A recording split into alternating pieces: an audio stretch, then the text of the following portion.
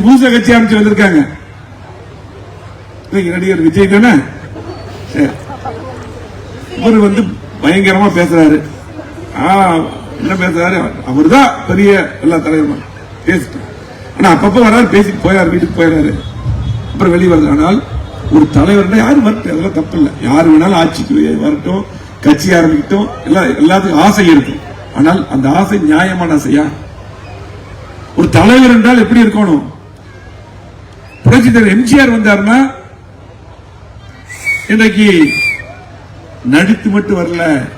அவர் கேட்டாங்க, ஆட்சிக்கு நீங்க நடிகரானங்காட்டி நீங்க முதலமைச்சர், நடிகரான முதலமைச்சர், நல்லவனாக மக்களுக்கு நல்ல திட்டங்கள் வந்தங்காட்டி நீங்க முதலமைச்சர் தலைவனாக சொன்னார். திமுக ஆட்சிக்கு வந்து தலைவர் தான் காரணம். தம்பி பேசும்போது பேசினார். ஆகவே இன்னைக்கு பாத்தீங்கன்னா இன்னைக்கு விஜய் தன்னுடைய சொந்த கட்சிக்காரர் வர்றாங்க, கரூர் போறாரு, 41 பேர் செத்து விழுகிறாங்க. அவருடைய கட்சிக்கார் சகோதரிகள் ஒவ்வொரு குடும்பத்திலும் ஒரே வாரிசு தான். அதுல நிறைய பேர் போயிட்டாங்க, இறந்து போயிட்டாங்க. அதை பார்க்காம அப்படியே ஏறி போனவர் திரும்ப வரவே இல்லை. என்ன வேணாலும் இருக்கட்டும், உடனே மருத்துவமனைக்கு போயிருக்க வேண்டாமா? காப்பாற்ற வேண்டாமா? நிறைய பேர் உயிருக்கு போராட்டத்தை போய் பார்க்க வேண்டும்ல. எப்படி ஏத்துக்க முடியும்? எனக்கு வந்து நடிகர் விஜய் நண்பர், அது வேற. ஒரு படம் வந்து ரிலீஸ் பண்ண முடியல, நான் தான் வந்து எடப்பாடியார் கூட்டு போன முதலமைச்சர் போய் கூட்டிட்டு போய் என்ன காரணம் கூட்டிட்டு போய் வீட்டுக்கு வந்து கூட்டு போய் படம் ரிலீஸ் பண்ணி கொடுத்து, அது வேற, அது தனி. ஆனால் மக்களுக்கு நீ தலைவன் சொல்லிட்டு வரும்பொழுது மக்கள் உயிரை காப்பாற்ற சொந்த கட்சிக்காரன் இன்னைக்கு பார்க்கல, எப்படி சரியா இருக்கும்? ஆகவே சிந்தித்து பாருங்க. யாருக்கு ஓட்டு போட்டாலும் அது செல்லாத ஓட்டு. நாளைக்கு நமக்கு பெரிய ஆபத்தா முடிஞ்சிடும். திமுக யாரும் ஓட்டு போட போறதில்லை. எடப்பாடி முதலமைச்சர் இருக்கும்போது 23 நாள் நாடாளுமன்றத்தை எம்பிகள் முடக்கிறாங்க. நம்ம எம்பிகளா இருந்து திமுக மேல் எந்த வேலையும் செய்யாம போய் சீட்டை தேய்ச்சிட்டு வர்றது கிடையாது. ஆகவே முடக்கினாங்க. காவிரி மேலாண்மை மாறி அமைச்சர் முல்லை பெரியார்ல பாத்தீங்கன்னா 152 உயர்த்தினாங்க, 142 தேக்கிட்டாங்க. அம்மா ஆகவே இன்னைக்கு மீனவர்களுக்காக இன்னைக்கு அம்மா இருக்கும்போது எவ்வளவு ஸ்ட்ராங்கா இருந்தாங்க. கட்சித்தீவு தார வந்து திமுக. ஆகவே தமிழ்நாட்டுடைய உரிமை மீட்டெடுத்தது இந்த இயக்கமும் அம்மா. எம்ஜிஆர் அவர்கள் மட்டும் இன்னும் 2 வருஷம் உயிரோடு இருந்தாருன்னா இலங்கையில தனியில் அமைஞ்சிருக்கிறோம், யாரும் மறுக்க முடியாது. இலங்கையில கூட நம்முடைய பிரபாகரன் அவருடைய வீட்டு முன்னாடி தலைவரோட சிலதா இருக்காங்க இலங்கையில். இந்த இயக்கத்தில் இருக்கிறது நமக்கு பெருமை. நிறைய பேர் நினைச்சிட்டு இருக்காங்க, நிறைய பேர் இங்க இருந்து போறாங்க வெளியே ஆசைப்பட்டு. நிறைய பேர் பல கட்சிக்கு பார்த்து போன நேரத்தில் திரும்பி வர்றாங்க. இங்க இருக்கிற மரியாதை எங்கேயுமே இருக்காது. பாக்குறதுக்கு அப்படியே சோக்காங்க, ஒரே நாள் மாப்பிள்ளையாக்கி அனுப்பிடுவாங்க. இன்னைக்கு நிறைய பேர் புது ஆரம்பிச்சு விஜய் கட்சிக்கு போடும்போது திரும்ப வர்றதுக்கு ரெடியா இருக்காங்க. பேர் சொல்ல விரும்பல, மரியாதையா திரும்ப கொடுத்து அதே பதவி கொடுத்து வந்தாருன்னு பேசுறாங்க. அப்படிதான் சூழ்நிலை. ஆகவே இந்த இயக்கம் பார்க்கறதுக்கு அப்படிதான் தெரியும். இன்னைக்கு நிறைய போடுவாங்க, நிறைய மீடியா எல்லாம் நிறைய போட்டிருப்பாங்க. ஆனால் இன்னும் 50 நாட்கள் தேர்தல் இருக்குது, போக போக பாருங்க நடக்குது. கண்டிப்பாக மீண்டும் ஆட்சிக்கு அதிமுக வருவது மாற்றம் கிடையாது. வருமானம் கூட சொல்லிட்டு சில பேர் சர்வே பண்ணி அப்படி இப்படின்னு சொல்லிட்டு இருந்தாங்க. ஆனால் இந்த சர்வே எல்லாம் இல்லாத நிறைய பேர் மக்கள் இருக்காங்க. இந்த மாதிரி சொல்லாம ஓட்டு போட்டு போடக்கூடிய மக்கள் இருக்காங்க. கண்டிப்பாக நிச்சயமாக அதிமுக ஆட்சி வரும் என்ற மாற்று கிடையாது. திமுக எதுக்கு ஓட்டு போடணும்? மக்கள் எதுக்கு திமுக ஓட்டு போடணும் சொல்லுங்க. போன முறை திமுக பெரிய வெற்றி கிடையாது, 3% கிடையாது, 1% தான். கரெக்டா கணக்கு போட்டு பார்த்தா 1% தான். அப்பவே பெரிய வெற்றி இல்லை. அதே போல இன்னைக்கு ஒரு திட்டம் 5 வருஷம் எதுவுமே தரல. ஏதாவது ஒரு திட்டம் சூழ்நிலை இருக்காங்களா? சூழ்நிலை திட்டங்களை வாரி வாரி கொடுத்தோம். நான் அமைச்சர் இருக்கும்போது எப்போ ஒரு மீட்டிங் எதுக்கு வந்தாலும் உடனே 10 திட்டங்கள் கொடுத்து வாங்கிடுவாங்க. இந்த ரோடு போடணும், இந்த பாலம் கட்டு கொடுத்துட்டே இருந்தோம். அள்ளி போலீஸ் கேட்டா கொடுத்தோம், பஸ் ஸ்டாண்ட் கேட்டா கொடுத்தோம். அதே போல திருச்சி ரோடு அகலப்படுத்தி நம்மளால கடப்படுறது உடனே பண்ணி கொடுத்தோம். எல்லா சாலையும் புதுப்பிச்சு கொடுத்தோம். கிராம சாலை பூரா கேட்ட திட்டங்கள் கொடுத்தோம். அதே போல பாத்தீங்கன்னா நெசவாளர்களுக்கெல்லாம் வீடுகள் கொடுத்தோம். அது மட்டுமல்ல, இன்னைக்கு அதிகமான வீடுகள் மத்திய அரசுல வந்து பாத்தீங்கன்னா அதிகமான வீடுகள் கேட்டு பெற்று கொடுத்தோம். திமுக ஒரு வீடு கூட கேட்டல, 15 லட்சம் வீடு கட்டியிருக்கிறோம். அது மட்டுமல்ல, எதுவுமே செய்யாம விளம்பரத்துக்கு இந்த ஆட்சி போயிருக்கு 5 வருஷம். ஆனால் நம்ம செஞ்சிருக்கிறோம். ஒரு சட்டமன்ற உறுப்பினர், ஒரு நாடாளுமன்ற உறுப்பினர், ஒரு பஞ்சாயத்து பிரசிடண்ட், ஒரு சேர்மன் எதுக்கு வரணும்? மக்களுக்கு நல்லது செய்யறதுக்கு. நாங்க திட்டங்கள் செஞ்சுட்டு ஓட்டு கேட்கிறோம். 50 ஆண்டுகளாக வளர்ச்சி கொடுத்திருக்கிற கோயம்புத்தூருக்கு, கோயம் மாவட்டத்துக்கு, சூலூர் உட்பட பாலங்கள், சாலைகள், கூட்டுக்குடிநீர் திட்டம், அத்திகட வளர்ச்சி திட்டம், ஏர்போர்ட் விரிவாக்கம், 6 புதிய கல்லூரி, 6 தாலுகா, சொல்லிட்டே போலாம். இன்னும் அரசு மருத்துவமனை மேம்பாடு, ஆர்எஸ்எல்சி இங்க கொண்டு வந்தோம். சிறுநீரக மாற்று அறுவை சிகிச்சை கொண்டு வந்தோம். 25 கோடி கேன்சர் மிஷின் வாங்கி கொடுத்தோம். இன்னைக்கு இதெல்லாம் செஞ்சிருக்கிறோம். ஏதாவது ஒரு திட்டம் திமுக நடவடிக்கை பேசு, ஒரு திட்டம் நீ கொண்டு வந்து சொல்லுங்க. எதுவுமே கொண்டு ஏர்போர்ட் விரிவாக்க 20 ஆண்டுகள பிரச்சனை. நான் அமைச்சராக இருக்கும்போது எடப்பாடியார் கேட்டு சீஃப் செக்ரட்டரி கூப்பிட்டு மீட்டிங் போட்டோம். இன்னைக்கு கிட்டத்தட்ட 500 ஏக்கர் லேண்ட் எடுத்து கொடுத்தோம். அப்படி கடவுள் போட்டுருக்கிறேன். நீ முடிச்சு கொடுத்தா இன்னைக்கு இளைஞர்களுக்கு வேலை வாய்ப்பு வந்திருக்கும். 50,000 பேருக்கு வேலை வாய்ப்பு வந்திருக்கும். எல்லாம் நம்முடைய மாணவர்கள், இளைஞர்கள் பெங்களூருக்கு, சென்னைக்கு எல்லாம் போக வேண்டியது, இங்கேயே வேலை நிறைய ஐடி கம்பெனி வந்து கம்பெனி வந்து எதுவுமே செய்யல.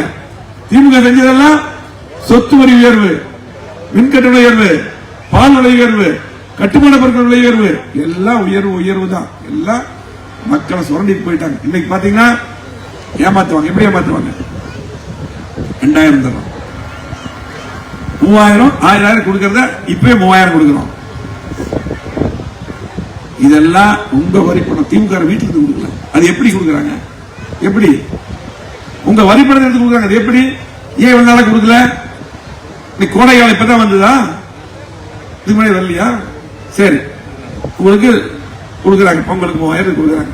இதை கொடுத்துட்டு திமுக ஓட்டு வாங்க முடிவு பண்ணி கொடுத்துருக்காங்க. இதை நம்பி ஓட்டு போட்ட என்ன ஆகும்? ஒண்ணும் இல்லை. நீங்க ஒரு வீட்டுக்கு போய் கணக்கு போட்டு பாருங்க. எல்லாருமே 2021 எடப்பாடி முதலமைச்சராக இருக்கும்போது, அண்ணா திமுக இருக்கும்போது என்ன எவ்வளவு விலைக்கு எல்லாம் வித்தது? கரண்ட் பில் எவ்வளவு கட்டினீங்க? சொத்து வரி எவ்வளவு கட்டினீங்க? பால் எவ்வளவு வாங்கினீங்க? அரிசி, பருப்பு, எண்ணெய், அவசிய பொருட்கள், அத்தியாவசிய பொருட்கள் எவ்வளவு வாங்கினீங்க? இதை வீட்டுக்கு போய் ஒவ்வொருத்தரும் கணக்கு போட்டு பாருங்க. நம்ம அக்கா மாருங்க, தங்கச்சி மாருங்க, அம்மா மாருங்க போய் கணக்கு போட்டு பார்த்தால் 2021க்கும் இந்த 6 வருஷம் 5 வருஷத்துல திமுக அவங்ககிட்ட வந்து கொஞ்சம் கொஞ்சமா எடுத்து ஒவ்வொரு குடும்பத்துக்கும் 3 லட்சம் 5 லட்சம் உங்களுக்கு போயிருச்சு. 3 லட்சம் 5 லட்சம் உங்களுக்கு எடுத்துட்டாங்க. கொஞ்சம் கொஞ்சமா 3 லட்சம் 5 லட்சம் எடுத்துட்டு 2000 3000 கொடுத்து ஏமாத்துறாங்க. ஓட்டுக்கு 2000 3000 கொடுத்து ஓட்டு போட்டு ஏமாத்துறாங்க. ஆனால் சிறு எடுத்தது 3 லட்சம் 5 லட்சம் வரையில். இந்த பணம் அண்ணா திமுக ஆட்சி, எடப்பாடி இருந்திருந்தா இந்த பணம் உங்களுக்கு வீட்டுல ஒவ்வொருத்தருக்கிட்ட இருந்திருக்கும். நீ கணக்கு போட்டு பாருங்க. வீட்டுல போய் உங்க பணத்தை எடுத்துட்டாங்க. அண்ணா திமுக ஆட்சி தொடர்ந்து இருந்தா அப்படியே இருந்திருக்கும். சொத்து வரி 10 வருடமா உயர்த்தல. ஒரு இடத்துல உயர்த்தக்கூடிய சூழ்நிலை நான் அமைச்சரா இருந்தேன். மத்திய சர்க்கார் வந்தது 16th பே கமிஷனுக்கெல்லாம் நீங்க பணம் தரோம்னா நீங்க வந்து உயர்த்தோம்னு சொன்னாங்க. அப்ப எடப்பாடி என்ன சொன்னாங்க? கொரோனா இருக்குது, அதிகாரி உயர்த்தோம்னு சொன்னாங்க. கொரோனா இருக்குது, மக்கள் சிரமத்தில் இருக்காங்க, யாருக்கு வேலை வாய்ப்பு இல்லை, உயர்த்த மாட்டோம்னு சொல்லி அந்த ஃபண்டை வாங்கின மத்திய கூட்டாங்க ஃபண்டு. புரிஞ்சுட்டு இவங்க ஏமாத்துறாங்க. நீங்க திமுக நம்பி ஓட்டு போட்டால் சொன்னார்ல, கன்சாமண்ண பேசும்போது சொன்னார். கன்சாமண்ண பேசும்போது சுருக்கமா நியூஸ்ல பேசினாங்க. எல்லா திட்டம் சொல்லிட்டார். இன்னைக்கு வந்து ஒரு எளிமையான சட்டமன்ற உறுப்பினராக சுத்தி வர்றாரு. எப்ப பேசினாலும் சூழல் பத்தி பேசுறாரு. எதை திட்டம் சூழல் தான் வேணும் கேட்பார். ராமன் இருக்கா தெரியும். அவர் எல்லாமே சொன்னார். உங்களுக்கு ஒரு லோடு மண்ணு மட்டுமல்ல, ஒரு சட்டி மண் எடுக்க முடியறதில்ல. அந்த வசூலுக்கு வந்துடுறான். கோவை மாவட்டத்தில் செங்கல் காலவை 1 லட்சம் பேர் வளர்த்து முடக்கிட்டானுங்க. அதிமுக வேலை வாய்ப்பு இருந்தது. ஒரு மண் எடுக்க முடியல, வசூல் பண்றாங்க. இப்படி ஒரு மோசமான ஆட்சி நீ சிந்தித்து பாருங்க. அது மட்டுமல்ல, குறிப்பாக அதிமுக ஆட்சி சட்ட ஒழுங்கு செலுத்தியா இருந்தது. காவல்துறை, போலீஸ் என்ன பண்றாங்கன்னு தெரியல. நாம் என்ன பண்ண முடியும்? திமுக மிரட்டுறான். எங்க பார்த்தா சைனத்துக்கு போறோம். கஞ்சா விற்கிறா. இளைஞர்கள் பாதுகாப்பு இல்லை. நம்முடைய இளைஞர்கள் ஸ்கூல்ல திமுக திரும்ப ஆட்சிக்கு வந்ததுன்னா என்ன நடக்குன்னே தெரியாது. நம்முடைய வாரிசுகள் என்ன வாங்கன்னு தெரியல. யாருக்கு பெண்களுக்கு பாதுகாப்பு இல்ல. தயவு செஞ்சு சிந்தித்து பாருங்க. எந்த காலம் திமுக ஓட்டு போடாதீங்க. அது மட்டுமல்ல, திமுக மட்டுமல்ல, புதுசா கட்சி ஆரம்பிச்சு வந்திருக்காங்க. நடிகர் விஜய் தானே, இவர் வந்து பயங்கரமா பேசுறாரு. என்ன பேசுறாரு? அவரு தான் பெரிய எல்லா தலைவரும் பேசிட்டு, ஆனா அப்பப்ப வராரு, பேசிட்டு போயாரு, வீட்டுக்கு போயிடாரு, அப்புறம் வெளியே வருது. ஆனால் ஒரு தலைவர் யாரும் வரட்டும், அதெல்லாம் தப்பு இல்லை. யாரு வேணாலும் ஆட்சிக்கு வரட்டும், கட்சி ஆரம்பிக்கட்டும், எல்லாத்துக்கும் ஆசை இருக்கும். ஆனால் அந்த ஆசை நியாயமான ஆசையா? ஒரு தலைவர் என்றால் எப்படி இருக்கணும்? புரட்சி தலைவர் எம்ஜிஆர் வந்தாருன்னா இன்றைக்கு நடித்து மட்டும் வரல. அவர் கேட்டாங்க, ஆட்சிக்கு நீங்க நடிகரானங்காட்டி நீங்க முதலமைச்சர், நடிகரான முதலமைச்சர் நல்லவனாக மக்களுக்கு நல்ல திட்டங்கள் வந்தங்காட்டி நீங்க முதலமைச்சரான தலைவனாக சொன்னார். திமுக ஆட்சிக்கு வந்து தலைவர் தான் காரணம். தம்பி பேசும்போது பேசினார். ஆகவே இன்னைக்கு பாத்தீங்கன்னா இன்னைக்கு விஜய் தன்னுடைய சொந்த கட்சிக்காரர் வர்றாங்க, கரூர் போறாரு, 41 பேர் செத்து விழுகிறாங்க. அவருடைய கட்சிக்கார் சகோதரிகள் ஒவ்வொரு குடும்பத்திலும் ஒரே வாரிசு தான். அதுல நிறைய பேர் போயிட்டாங்க, இறந்து போயிட்டாங்க. அதை பார்க்காம அப்படியே ஏறி போனவரு திரும்ப வரவே இல்லை. என்ன வேணாலும் இருக்கட்டும், உடனே மருத்துவமனைக்கு போயிருக்க வேண்டாமா, காப்பாற்ற வேண்டாமா? நிறைய பேர் உயிருக்கு போராட்டம் போய் பார்க்கணும்ல. எப்படி ஏத்துக்க முடியும்? எனக்கு வந்து நடிகர் விஜய் நண்பர், அது வேற. ஒரு படம் வந்து ரிலீஸ் பண்ண முடியல, நான் தான் வந்து எடப்பாடியார் கூட்டு போன முதலமைச்சர் போய் கூட்டிட்டு போய் ரெண்டு கார்ல கூட்டிட்டு போய் வீட்டுக்கு வந்து கூட்டு போய் படம் ரிலீஸ் பண்ணி, அது வேற, அது தனி. ஆனால் மக்களுக்கு இன்னைக்கு தலைவன் சொல்லிட்டு வரும்பொழுது மக்கள் உயிரை காப்பாற்ற சொந்த கட்சிக்காரன் இன்னைக்கு பார்க்கணும், எப்படி சரியா இருக்கும்? ஆகவே சிந்தித்து பாருங்க. யாருக்கு ஓட்டு போட்டாலும் அது செல்லாத ஓட்டு நாளைக்கு நமக்கு பெரிய ஆபத்தா முடிஞ்சிடும். திமுக யாரும் ஓட்டு போட போறதில்லை. இன்னைக்கு தொழிலாளர்கள், தொழில் முதலீட்டாளர்கள், விவசாயிகள் ஒருத்தர் திமுக ஓட்டு போட மாட்டாங்க. ஏன்னா இன்னைக்கு எதுவுமே இல்லாம போயிருச்சு. திமுக ஓட்டு போட்டு எந்த தொழில் நடக்கல. ஆகவே திமுக யாருக்குமே ஓட்டு போட்டாதீங்க. அண்ணா திமுக மட்டும்தான் ஓட்டு போடணும். இந்த தொகுதியில அண்ணா திமுக கூட்டணி சார்பாக யார் போட்டியிட்டாலும், யாருக்கு வேணாலும் தலைமை வாய்ப்பு கொடுக்கும். போட்டியிட்டாலும் நீங்கள் எல்லாம் இரட்டை இலை சின்னத்திலே வாக்களிக்க வேண்டும். கூட்டணி கட்சி போட்டியிட்டால் கூட்டணி கட்சி சின்னத்தில் போட்டியிட வேண்டும் என்று அன்போடு கேட்டு இந்த சிறப்பான கூட்டத்தை சிறப்பான முறையிலே ஏற்பாடு செய்த உங்களது எளிமையான சட்டமன்ற உறுப்பினர் அருமையினர் கந்தசாமி அவர்களுக்கும், நம்முடைய ஒன்றிய செயலாளர்களுக்கும், அதே போல நம்முடைய இன்னும் நிறைய எல்லாம் சொல்லிட்டாங்க. எடப்பாடி ஆரம்பிச்சு 10,000 ஸ்கீம் சொல்லிட்டாங்க. ஒரு குடும்பத்தை இந்த சிறப்பான ஏற்பாடு செய்த ஏஎம் கருப்புசாமி அவர்கள் கண்டிப்பா இது முடிஞ்சதும் உடனடியாக உள்ளாட்சி தேர்தல் வந்துடும். உள்ளாட்சி தேர்தல் வரும், கூட்டுறவு தேர்தல் வரும், எல்லாத்துக்கும் வாய்ப்புகள் வரும். சேர்மன்னா தலைவர்னா இப்படிதான் இருக்கணும், கருப்புசாமி மாதிரி தான் இருக்கணும். எந்த சொல்ல வந்தா ஸ்ட்ராங்கா இருந்திருக்காரு, நிறைய நல்லா செஞ்சிருக்காரு, நிறைய திட்டங்கள் செஞ்சிருக்காரு. ஆகவே கண்டிப்பாக இந்த பஞ்சாயத்துல என்னென்ன இடைஞ்சல் பண்ணி தெரியும், அதுக்கெல்லாம் திருப்ப அந்த பலன் கிடைக்கும். அதே போல காவல்துறையும் பாத்துங்க, திருந்திக்கு நல்லவங்களா இருக்கீங்க, தயவு செஞ்சு மக்களை பாதுகாங்க, எங்கேயும் கஞ்சா வைக்க விடாதீங்க, மக்களுக்கு பாதுகாப்பு கொடுங்க என்று சொல்லி இந்த சிறப்பான நிகழ்ச்சி ஏற்படுத்தியது அத்தனை பேருக்கும்